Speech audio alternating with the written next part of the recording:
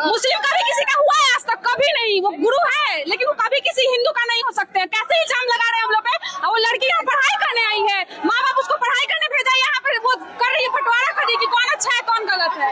यही खान सर जो कि बिहार के मसीहा हुआ करते थे, लेकिन आज के डेट में वो मसीहा नहीं, वो बहुत ही बड़का रंगदार और क्रिमिनल बन चुके हैं।